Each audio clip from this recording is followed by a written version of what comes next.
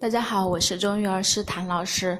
那么今天跟大家分享一个非常管用的咳嗽食疗方。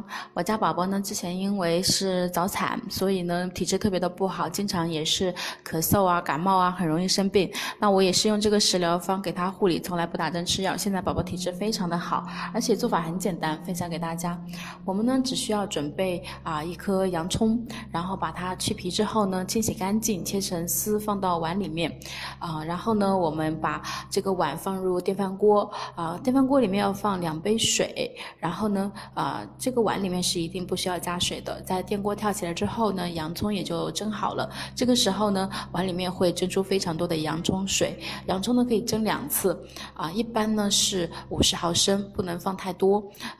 然后蒸好后的洋葱水呢是有淡淡的甜味的。我家宝宝是非常喜欢喝的，喝了2次呢，基本上就不会再渴了。而且呢，每一次宝宝咳嗽的时候，我就用这个方法，那宝宝呢，就避免了很多吃药打针抗生素的危害。那现在的体质也是特别的好。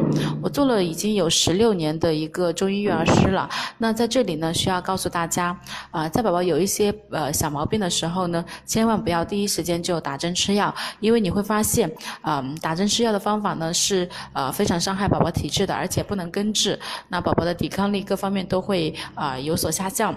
如果发现宝宝就是舌苔不正常，然后呢就是非常容易生病，经常打鼾、踢被子，然后鼻翼两侧发青，然后眼屎特别多，口臭很严重，这些都说明宝宝体质很不好，或者已经快要生病了，脾胃功能很差，不及时的护理的话呢，很容易拖成大病，甚至反反复复就很难根治了。那家长们这个时候赶紧把宝宝的舌苔照喂养情况微信告诉我，搜我屏幕下方的微信就能找到我了。那我就可以根据宝宝具体的体质情况，告诉你合适的护理方法。